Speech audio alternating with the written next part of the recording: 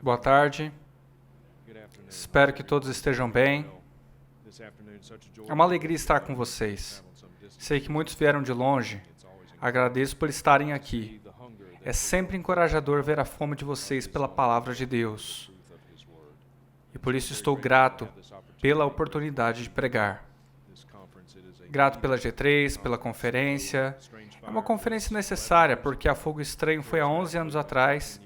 O movimento pentecostal continua a fazer estrago físico e espiritual em pessoas inocentes.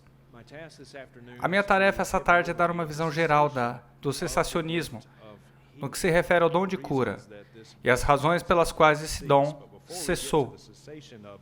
Mas antes de chegarmos especificamente a esse cessacionismo do dom de cura, precisamos estabelecer algumas bases sobre o que o movimento pentecostal ensina sobre a cura física.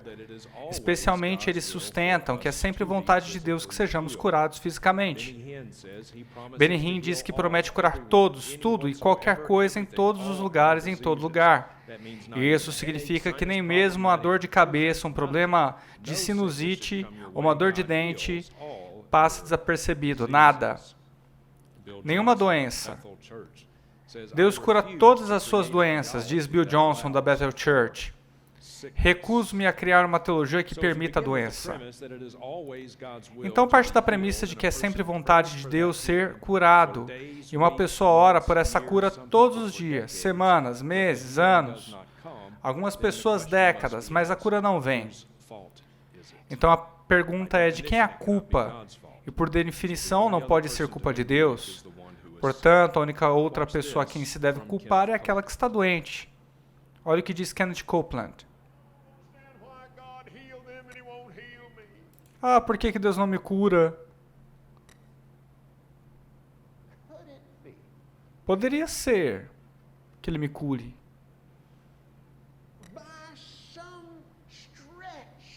Talvez Ele me cure.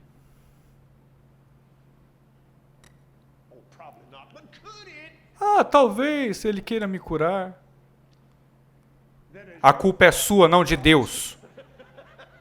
Sim, é isso aí. Então diga, é isso aí. Então, se você não está curado, a culpa é sua. E é claro, a única conclusão que você pode chegar, por definição, é que não pode ser culpa de Deus. Se você está doente, a culpa é sua e a sua falta de fé. É o teu pecado não confessado. É a tua falta de oferta o suficiente para um pregador ou ministério. É a sua culpa. Talvez você nem seja salvo. Mas o que diz o relato bíblico? Vamos encontrar exemplos de servos fiéis que não foram curados fisicamente. Trófimo foi deixado doente em Mileto. Epafrodito ficou doente à beira da morte. E o apóstolo Paulo encoraja Timóteo a tomar um pouco de vinho por conta das suas doenças estomacais.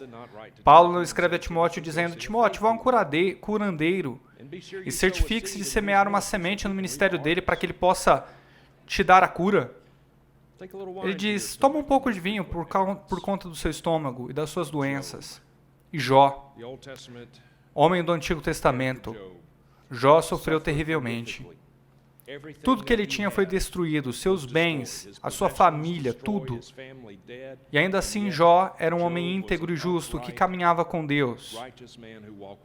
E até a sua própria saúde se deteriorou. Jó sofreu terrivelmente, de maneiras que ninguém nessa sala, nem mesmo eu, sequer sofreu. Um grande profeta, Aías, não conseguia ver porque ele já era avançado de idade. Eliseu adoeceu com uma doença que o levaria à morte.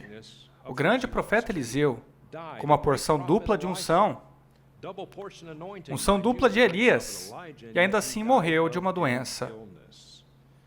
Portanto, é um fato bíblico que nem todos os que amavam e andavam com o Senhor os serviram fielmente e caminhavam em perfeita saúde. É simples.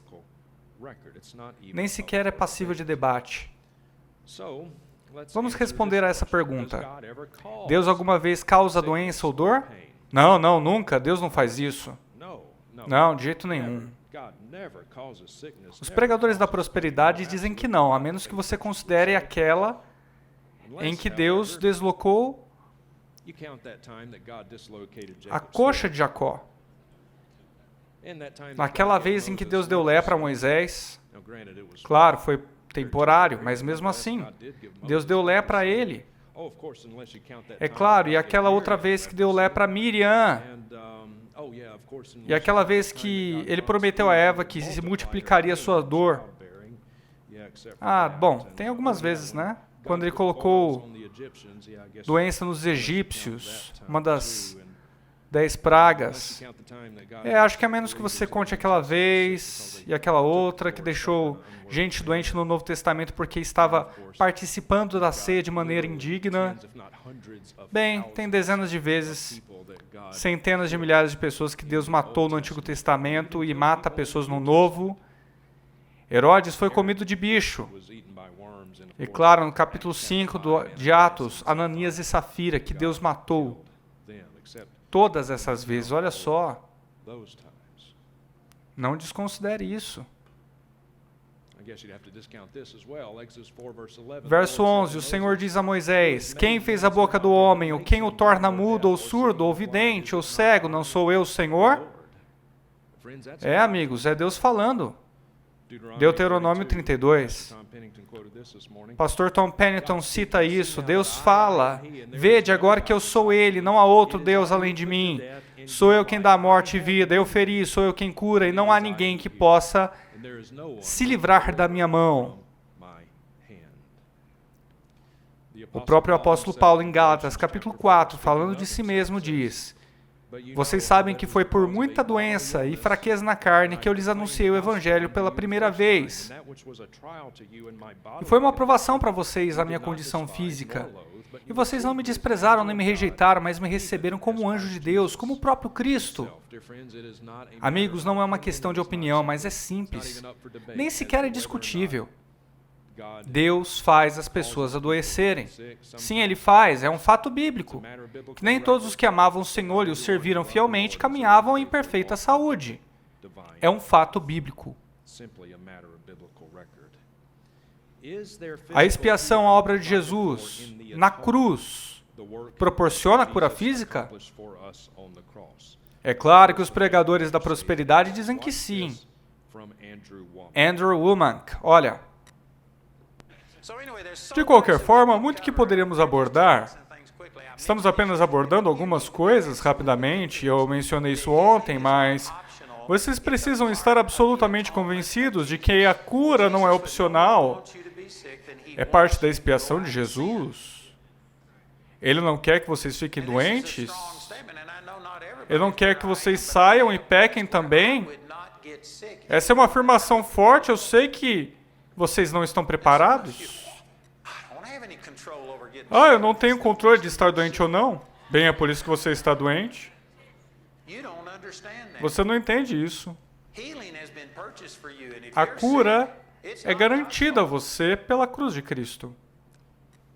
Se você está doente, não é culpa de Deus, porque a sua cura foi comprada, é o que dizem eles. A cura física foi garantida na expiação. Eles apelam para Isaías 53, versos 4 e 5. Ele tomou sobre si as nossas dores e carregou as nossas fraquezas. E nós o consideramos castigado, ferido de Deus e afligido. E os pentecostais olham para essas duas palavras, dores e fraquezas, e dizem que outra forma de traduzir essas duas palavras é doença, dor, respectivamente. Portanto, Jesus levou as nossas doenças. Ele carregou a nossa dor e porque levou a nossa doença, carrega as nossas dores. Nós não deveríamos ter de ficar doentes. E num certo sentido eles têm razão. Essas duas palavras podem ser legitimamente traduzidas assim. Então, como saber qual é a tradução correta? Pelo contexto. No contexto da passagem fica muito claro quando olhamos o verso seguinte. Ele foi ferido pelas nossas transgressões e foi moído pelas nossas iniquidades. O castigo que nos traz a paz estava sobre ele, e pelas suas pisaduras fomos sarados. É muito claro, o contexto principal de Isaías 53 não é cura física, é espiritual. Não é doença e enfermidade, mas cura do pecado. Vemos isso nessas duas palavras, transgressões e iniquidades. E ainda assim o Benny Hinn e outros pregadores da prosperidade dizem que pelas suas chagas somos curados. Então devemos ser curados fisicamente. Não é esse o contexto. O contexto é ser curado do pecado e das iniquidades. Leia Isaías 53, tudo remete ao capítulo 52, e ao longo de todo o capítulo 53, repetidamente. Transgressões, pecados, iniquidades. Ele carrega os pecados de muitos. Esse é o contexto. Então, qual é a resposta? A cura física está garantida na expiação? Sim. A cura física está garantida na expiação. Quando Jesus veio e morreu na cruz, ele paga o preço dos nossos pecados. Ele também paga por todas as consequências dos pecados, uma das quais é a doença e a enfermidade. A razão pela qual eu sou aleijado, pela qual eu estou nessa cadeira de rodas, é por causa do pecado. Não do meu pecado pessoal, mas do pecado de Adão e Eva. E quando Adão e Eva pecaram, comeram daquele fruto e o pecado entrou no mundo. O mesmo acontece com doenças e por aí vai. A razão pela qual eu estou em cadeira de rodas é por causa do pecado. A razão de por que muitos de vocês estão usando óculos também é por conta do pecado. Jesus morreu na cruz e pagou o preço dos nossos pecados e pagou o preço por todas as consequências dos pecados. A cura é garantida pela expiação. Mas é aqui que os pentecostais erram, e erram feio. Nem todas as bênçãos da expiação são prometidas para esta vida. Nem todas as bênçãos da expiação são prometidas para serem plenamente realizadas deste lado do céu. Algumas das bênçãos da expiação de Jesus serão realizadas no céu, e a cura de doenças e enfermidades é uma delas. Outra bênção é um corpo glorificado. Levanta a mão aí quem está glorificado. Ninguém, né? Por quê? É garantido na expiação também. Não é prometido lá? Veja isso que Andrew Wommack diz.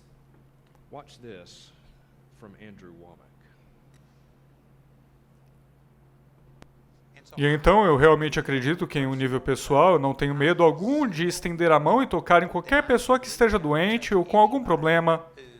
E acredito que estou tão poderoso quanto Jesus. Eu não tenho medo que ninguém me contamine. Eu tenho o poder sobrenatural de Deus vivendo dentro de mim. E se eu chegar com uma doença, eu posso estender a mão e tocar em você, e a minha cura será transmitida, e não a doença deles para mim. Reparem na data, março de 2020, quando o Covid estava em alta. E ele fez esse vídeo. Estou confiante de que não vou pegar Covid. Estou tão confiante que não vou pegar doença alguma, que eu posso estender a mão e tocar uma pessoa doente, e a minha virtude sairá e ela será curada. Então acho que ele é a cura para o Covid. Esquece vacina aí, pessoal. Vão até ele lá, procurem ele no Walmart, na prateleira, porque ele tem virtude que cura.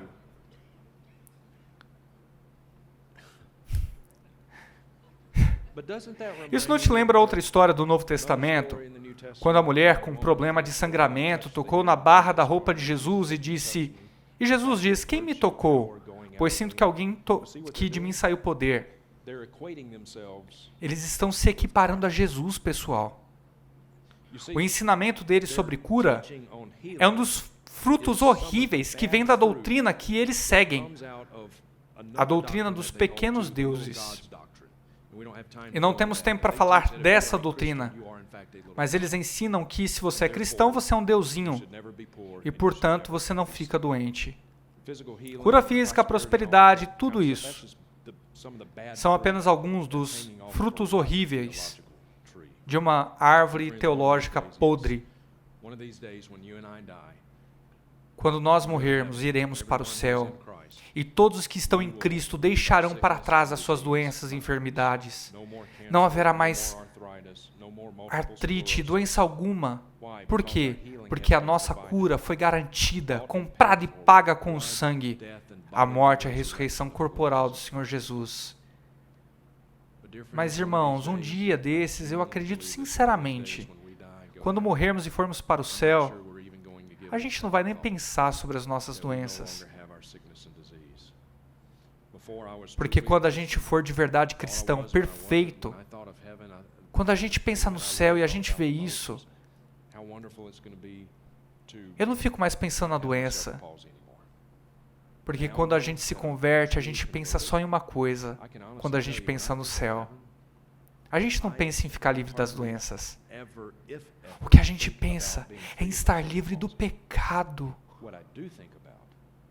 O que a gente pensa é em quem capta a minha cabeça, a minha mente, os meus sentimentos, que é o Senhor Jesus. Ele é a alegria e a glória do céu.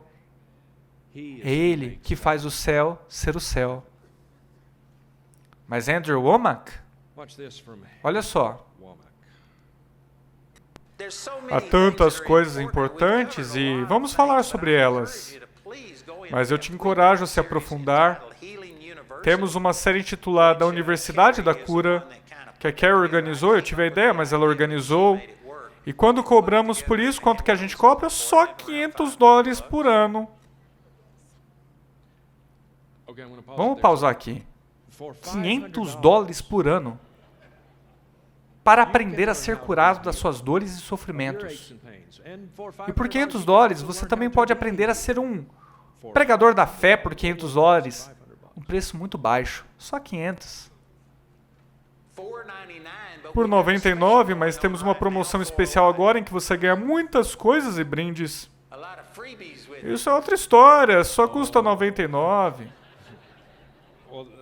Olha só, agora 99 vem com um brinde, hein?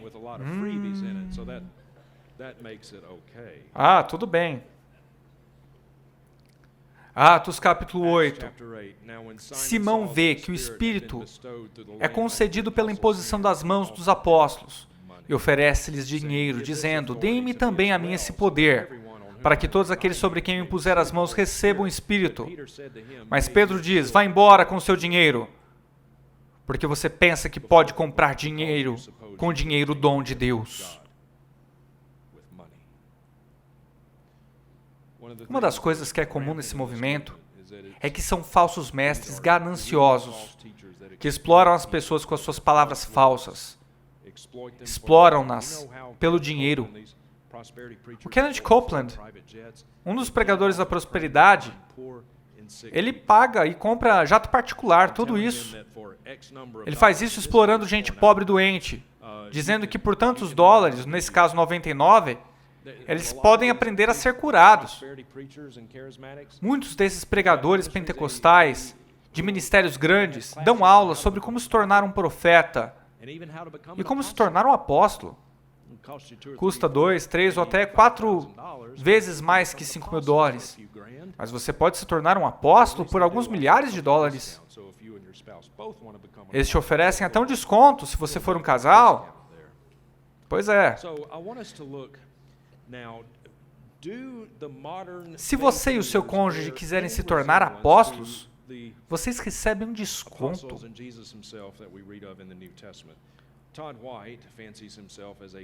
Todd White, ele também se apresenta como alguém que cura.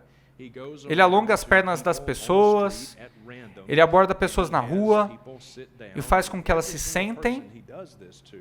E aí, ele alonga uma perna dessas pessoas. Ele faz a pessoa se sentar, ele se ajoelha na frente dela, pega um pé em cada mão, junta os pés, e tem um cinegrafista com ele. E ele faz isso com todos. Sempre uma perna é mais curta e a outra é mais longa, gente. Isso é normal. Esquece o Covid, ele trabalha com as pernas. Tem uma perna aí de 1 centímetro e 25 milímetros maior que a outra. Vamos trabalhar com isso. Assiste. Você tem uma perna maior que a outra? Vamos lá. Você tem, né? Então eu vou orar por você, olha só. Jesus vai curar a sua perna e ela vai ficar igual a outra. Você não precisa acreditar, mas pela minha fé ela vai ser curada. Não precisa acreditar, eu vou acreditar por você. Olha, vamos dar uma pausa. Ele diz, você pode desacreditar, não importa o que você acredita. E ele está certo. Porque não importa o que ele acredita. Porque o Todd White pode dizer isso com confiança, porque ele sabe muito bem que o que ele está prestes a fazer é um truque. E não importa o que a outra pessoa acredita. Assista. Vamos lá, mano. Ó, senta aí, em nome de Jesus. Vocês estão olhando? Vocês estão olhando ali? Sim. Agora a perna está igual. Muito bom. Aê. Não é religião, é Jesus.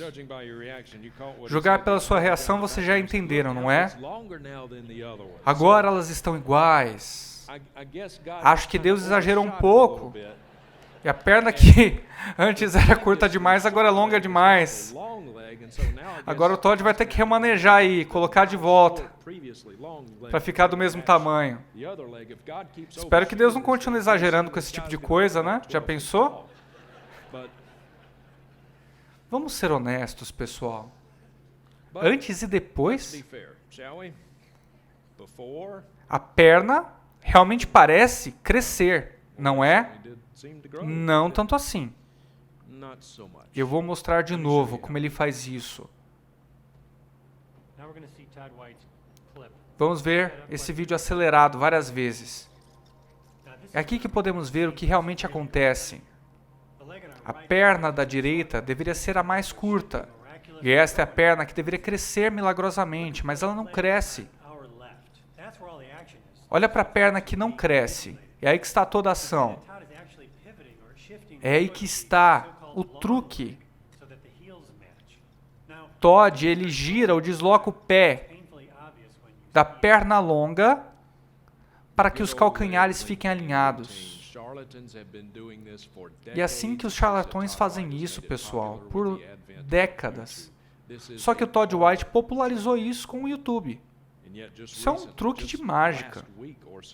E, no entanto, recentemente, na semana passada, o Dr. Michael Brown reforçou seu apoio ao Todd White e até zombou daqueles que apontam a óbvia trapaça desse pregador da prosperidade. Dr. Michael Brown mantém-se firme ao lado de Todd White. Que triste. Veja isso, Atos capítulo 3. O milagre do Novo Testamento. Pedro diz, esse é um homem que nasceu coxo desde o ventre da mãe. Está deitado à porta da chamada Formosa. Pedro diz, não tenho prata nem ouro, mas o que eu tenho isso eu te dou. Em nome de Jesus o Nazareno, levanta e anda. E pegando-o pela mão direita, ele se levanta. Imediatamente os seus pés e tornozelos ficam fortalecidos. E saltando ficou em pé e começou a andar. E entrou com ele no templo, e andando, saltando e louvando a Deus. E todo o povo viu. E ficaram cheios de admiração e espanto.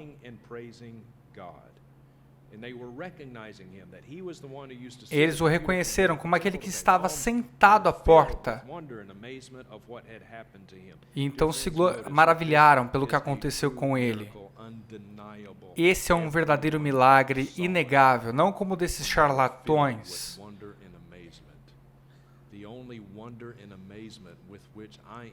A única admiração e espanto que eu sinto é a admiração e espanto que tenho por tantas pessoas serem enganadas por esses lobos e charlatões, falsos mestres. Mas para ser justo com Todd White, ele não apenas alonga pernas, ele também faz outras coisas. Vamos ver isso de Todd White. Ele se aproxima de uma mulher em uma loja e ele a cura. Vejam. A sua coluna está ruim? É por causa de um acidente de carro. Eu tenho algo para a senhora, tudo bem? Sei que faz muito tempo. Vamos orar. Eu sei que dói muito, mas vamos lá. Coloca sua mão nas suas costas.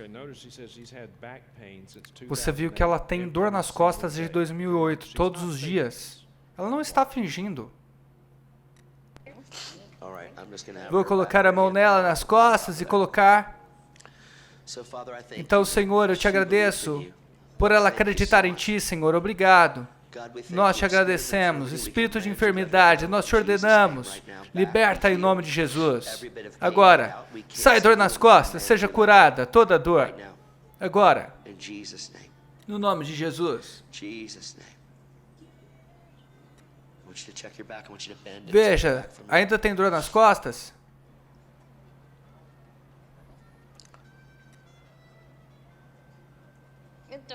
Não dói. Não dói. Não, eu quero que você veja se pode encontrar a dor.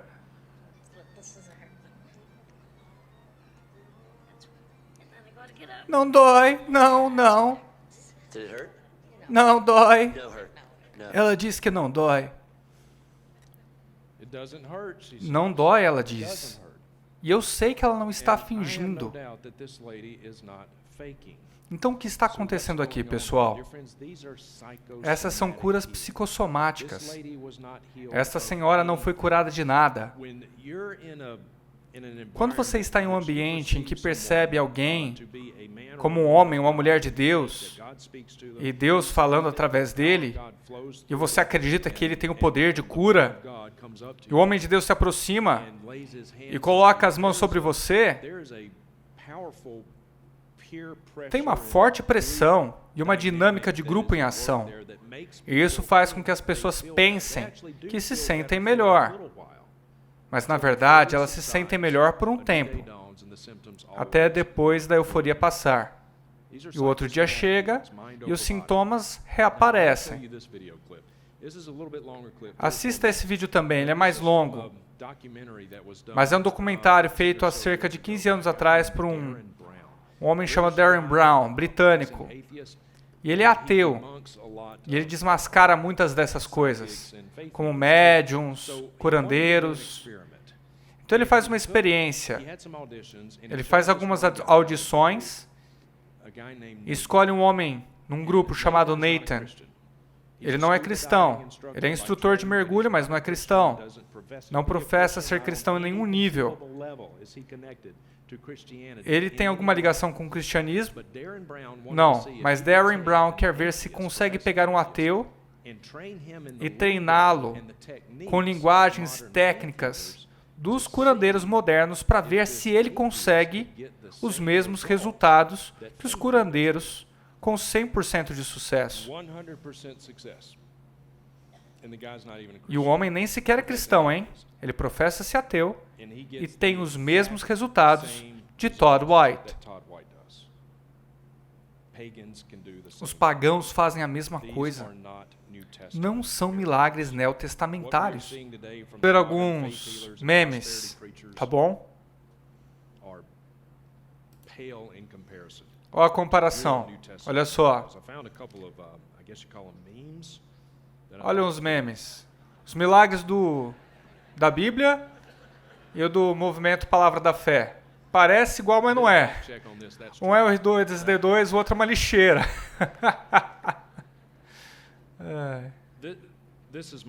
Esse é o meu favorito. Pentecostais e o dom de cura do filme Um Morto Muito Doido. O que os pentecostais estão tentando retratar é os milagres do Novo Testamento, mas eles nem sequer chegam perto. Vamos ver a qualidade de alguns milagres do Novo Testamento em comparação com esses hoje em dia. Eu quero que nós nos aprofundemos um pouco mais aqui. Somente os apóstolos e as pessoas relacionadas a eles tiveram um dom de cura. Isso é importante entender. Apenas eles. E 3 associados bem próximos, Filipe, Barnabé e Estevão, curavam pessoas. Vamos olhar para Atos capítulo 5. A especificidade do Espírito Santo ao inspirar a sua palavra pelas mãos dos apóstolos. Muitos sinais e maravilhas aconteciam entre o povo. Por isso, não eram cristãos em geral, curando as pessoas, mas os apóstolos e 3 associados muito próximos. Curas eram feitas por eles, instantaneamente. Eles ordenavam que as pessoas fossem curadas e elas eram curadas 100%, sem sucesso algum.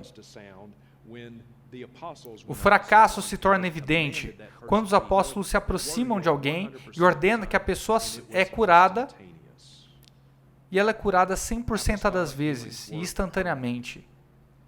As curas apostólicas são permanentes, não tem reviravolta. E hoje, o tempo todo, esses curandeiros, essas pessoas que se sentem melhor por um tempo e depois volta tudo de novo. Os apóstolos curavam até descrentes, pessoal. Mesmo os incrédulos notam que os apóstolos curam não cristãos por ordem.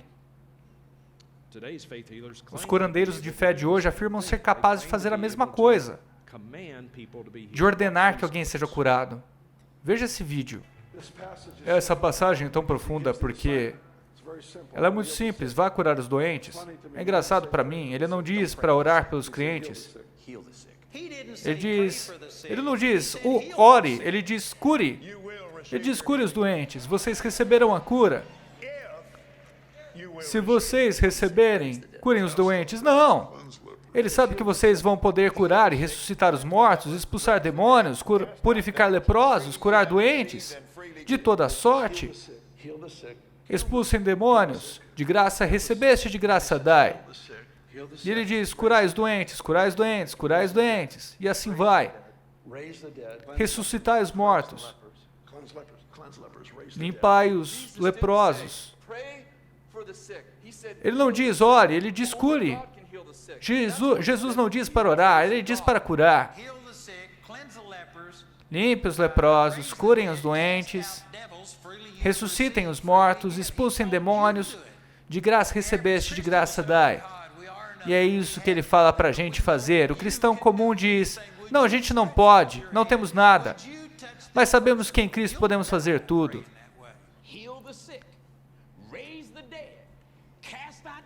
Expulse demônios, cure os doentes, ressuscite os mortos. É o que Deus quer que você faça. Está claro, não é, pessoal? Eles defendem que nós, como cristãos, nem sequer devemos orar pelos doentes. Devemos ordenar aos doentes que sejam curados, tal como os apóstolos. Então eu tenho um desafio. Eu tenho um desafio para qualquer um. Até para eles. E outros como eles. Aqui vai. Cure-me. Cure-me. Vocês que podem ordenar que os doentes sejam curados, cure-me. Ah, eu não tenho fé suficiente, eles vão dizer. Bem, a gente acabou de falar sobre os apóstolos. Eles não dependiam da fé das pessoas. Então você não pode usar essa desculpa, tá? E eu admito que é verdade. Eu tenho mais fé no sushi do posto de gasolina do que em qualquer um desses curandeiros modernos.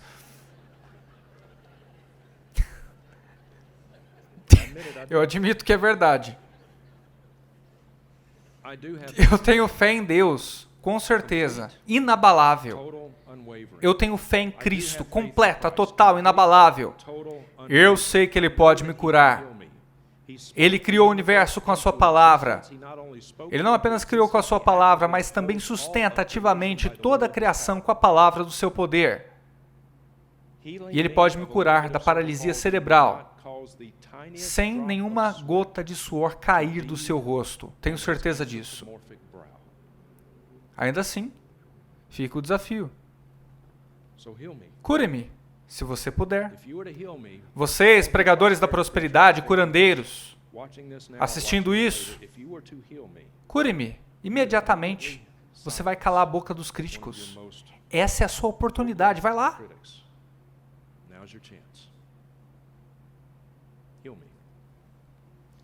Mas talvez você não goste de mim. Tudo bem, não tem problema.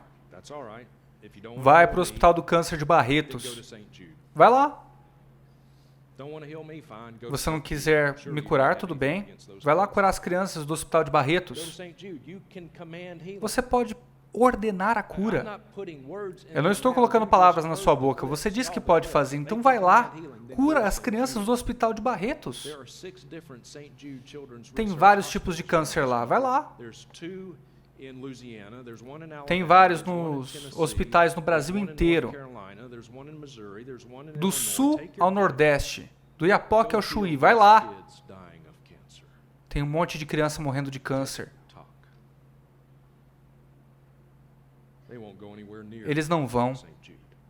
Pode ter certeza. Porque eles sabem que são uma fraude.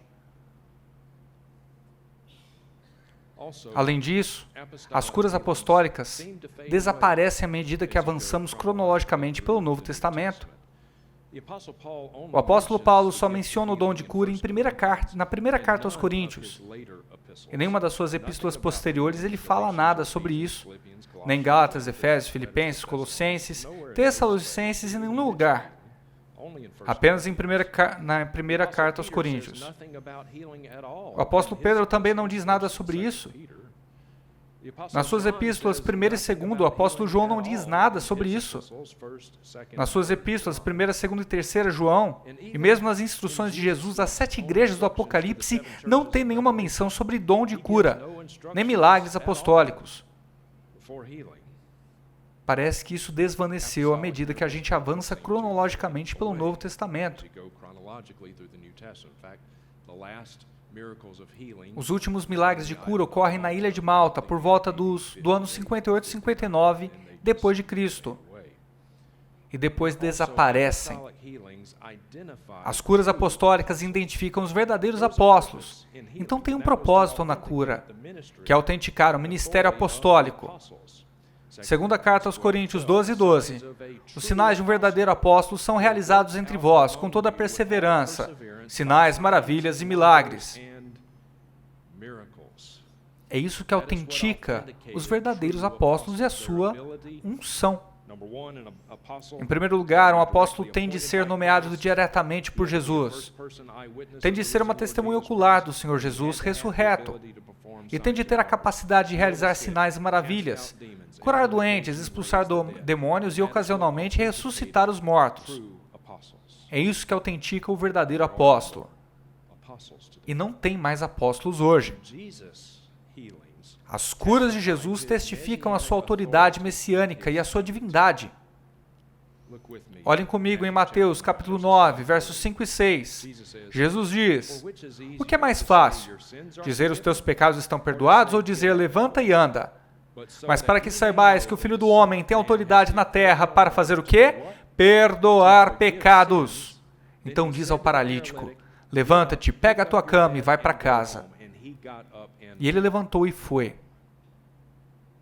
Mas quando a multidão viu isso, ficou com medo e glorificou a Deus, que tinha dado tal autoridade aos homens.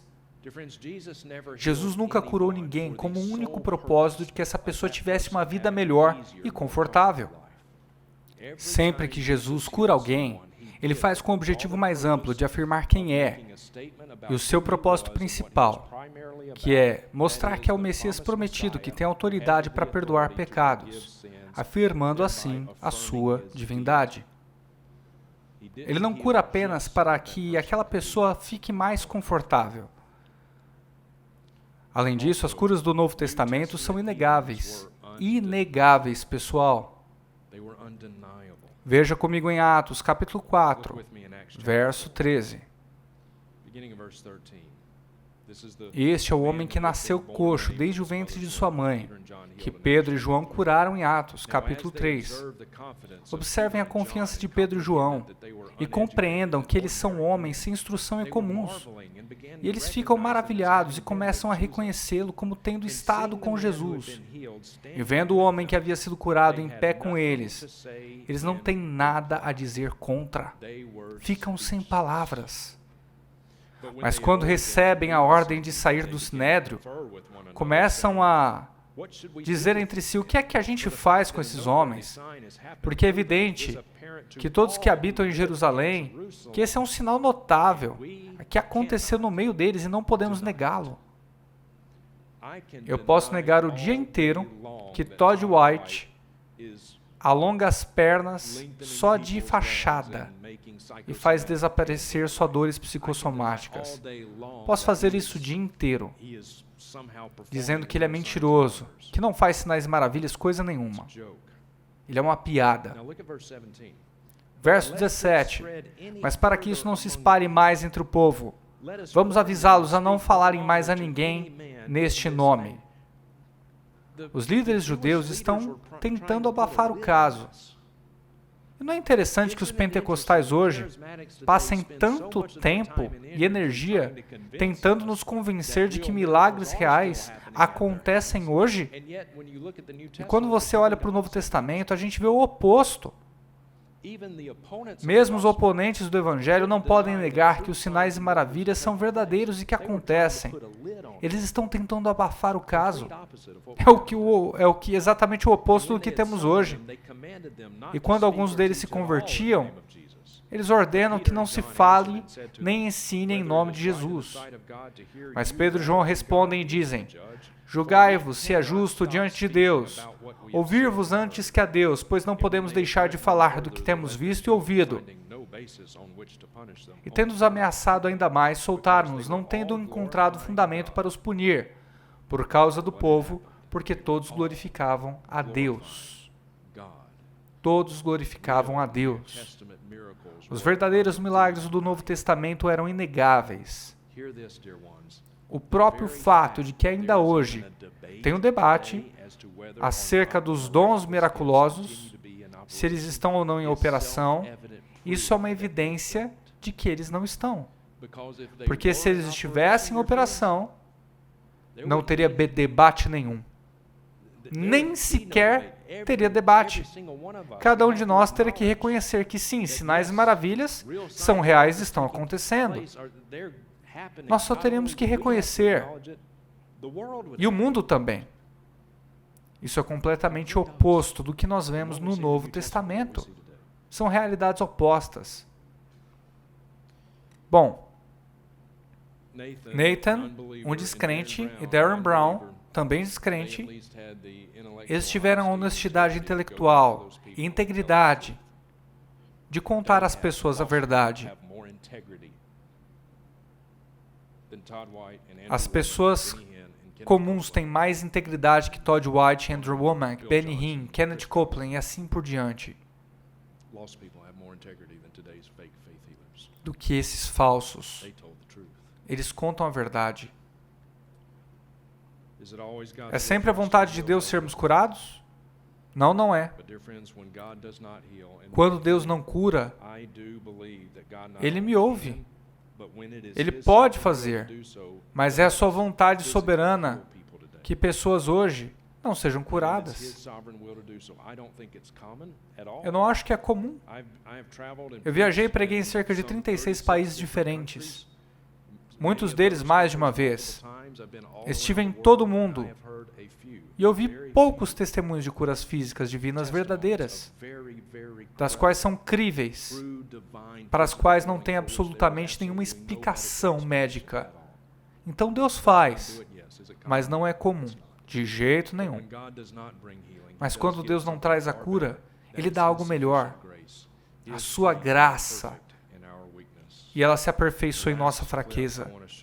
O último vídeo que eu quero mostrar é um vídeo do batismo de um homem que se torna amigo meu, um jovem chamado Brandon Meyer, de 17 anos.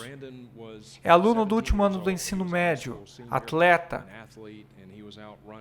Ele saiu para correr com alguns amigos e do nada Brandon Meyer tem uma hemorragia cerebral, um aneurisma, e isso quase o mata. O deixa tetraplégico, incapaz de falar.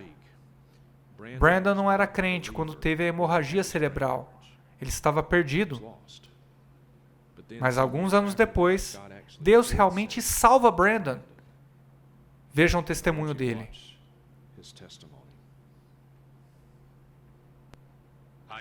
Eu cresci em uma família cristã amorosa. Ele fala por um aparelho. Eu cresci em uma família cristã amorosa, com pais que me ensinaram sobre Jesus desde cedo. Mas eu nunca valorizei. Eu lutei contra os pecados da carne.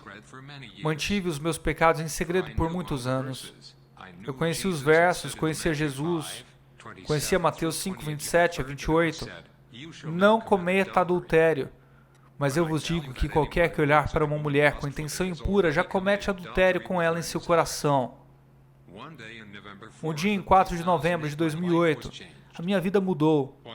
Quando eu estava no último ano do ensino secundário, sofri uma hemorragia cerebral grave, um coágulo sanguíneo colossal e vários acidentes vasculares cerebrais. Isso afetou todo o meu físico e criou um novo conjunto de desafios físicos e emocionais. Durante esse período, por meio do ensino fiel do Evangelho, eu entendi mais profundamente o meu pecado e o julgamento que eu merecia pelo meu pecado contra Deus.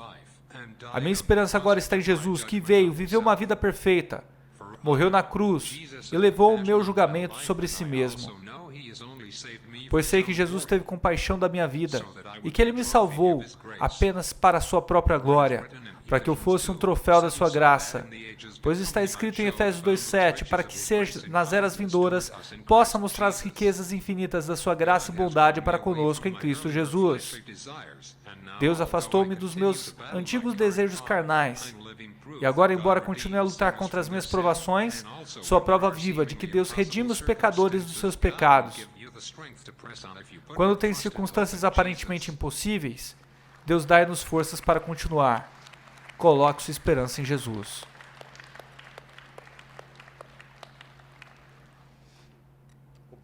Bom, Brandon, isso é um pouco diferente. Por conta das suas questões médicas, nós não vamos fazer a imersão. Temos que proteger a sua traqueia. Mas vamos batizá-lo jogando água no corpo, com uma esponja na cabeça. E isso é suficiente para Jesus, tá bom?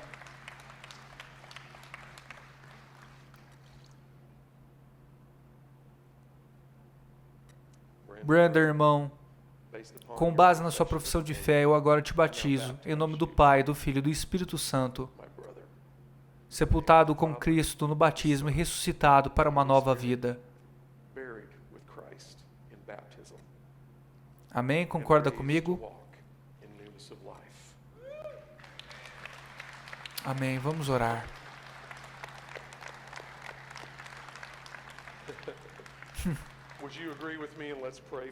Pai, muito obrigado pelo teu servo Brandon. Obrigado pelos dias que lhe concedeste. Obrigado porque o Senhor lhe deu o dom da vida eterna em Cristo Jesus. E ele tem sido obediente em te seguir até as águas do batismo. Abençoa-o, Pai. Oramos para que o Senhor tome conta dele, de todo o seu corpo, e o guarde, até que nos encontremos com ele no céu diante do seu trono. Obrigado pela sua vida, morte e ressurreição. Em nome de Jesus, amém. Vamos bater palmas para Jesus. O maior milagre que pode ser feito. E a vida daquele jovem terminou quando Deus o salvou. Esse milagre aconteceu na sua vida? Já teve algum momento da sua vida em que você foi convencido pelo Espírito Santo de que de que você é um pecador, de que violou as leis de Deus, de que o salário do pecado é a morte eterna, porque pecamos contra Deus, que é eterno, a punição por esse pecado também é eterno. E isso tem um valor infinito. A punição por transgredir as suas leis também é infinita. E se morrermos no nosso pecado, iremos com toda a razão e justiça para um lugar muito real, que a Bíblia chama de inferno. O inferno, onde o verme não morre, o fogo não se apaga. Lá tem choro, lamentação e ranger de dentes. A ira de Deus é derramada em toda a sua intensidade, sem diluir, sobre os não regenerados por toda a eternidade. E isso nunca tem fim. É isso que os meus pecados me dão. E você não pode se salvar. As suas obras são como trapo de imundícia diante de Deus.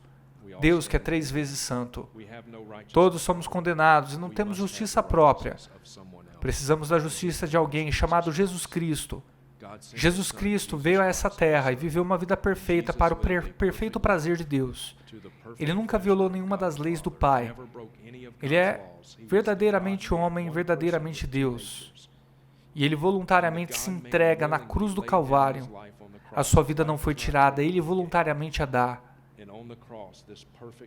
E na cruz, essa pessoa perfeita oferece a sua vida perfeita como um sacrifício perfeito para satisfazer perfeitamente a ira perfeita de Deus.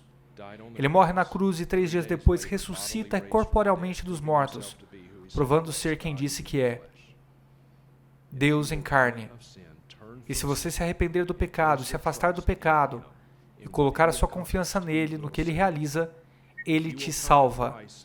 Se você vier a Cristo buscando não apenas um salvador do inferno, é o que você deve fazer, mas se você buscar verdadeiramente um salvador do pecado,